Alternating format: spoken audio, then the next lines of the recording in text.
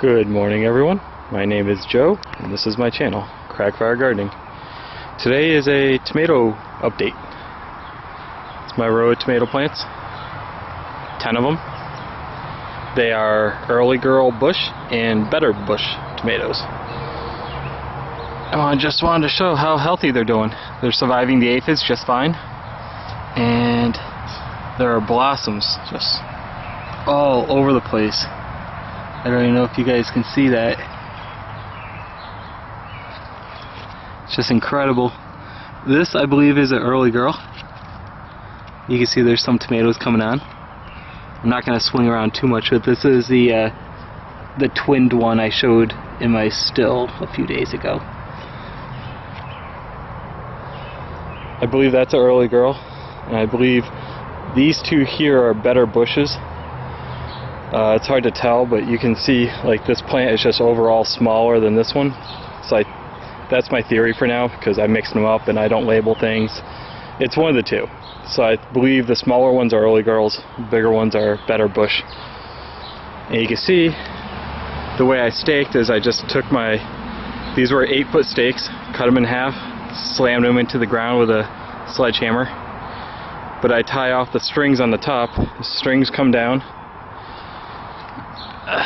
And you can see I just used a tomato clip.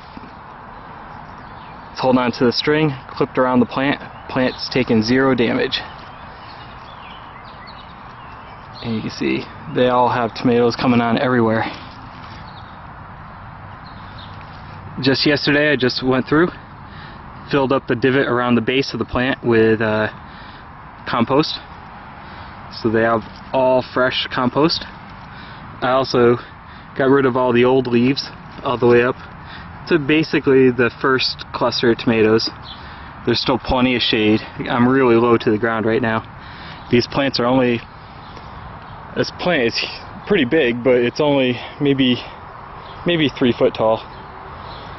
Maybe a little less than a yard. But I should easily get 20 tomatoes a plant. They're all cleaned up. See, one of the cucumber vines is sneaking over. Another one. But they are doing fantastic. You see all the new growth on the top. And as they bush out on the top, what I'm going to do is just run more strings. And the strings I can run this next time is a string up, loop it across the top, loop it back down, and the plant will hold itself up.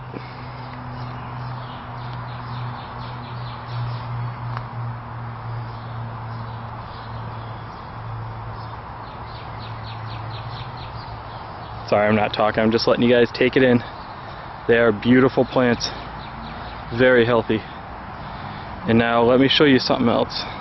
Just 1 second. Now over here I feel really bad. This plant, actually all these, well, that's a kale. 1, 2, 3, 4, and then this is an early girl again. These are plants I gave my neighbor. And you can tell this plant is doing great. Lots and lots of tomatoes, and that's as big as they get. And these will be yellow when they're ripe. I'll put the name of them across the bottom of the screen right now. But you'll notice they have some disease issues. Not the first plant, this plant a little bit on the bottom, but it'll probably recover. But this plant at the end is just all diseased out. It's got like one little tomato on it. It's like the saddest thing I've ever seen in my life. And that's it. And since I'm touching a diseased plant, I'm not going to touch my other tomato plants anymore before I go inside and wash my hands. But I just want to show that your variety definitely matters. Now, my bush plants that I just showed earlier, and this guy right here, no blight on them at all the way even to the oldest leaves, no blight. They're resistant, disease resistant, so I think I'm going to be growing those from now on. Just whatever I can do to stop that disease. Alright guys, this is my tomato update. Thanks for watching. Take care.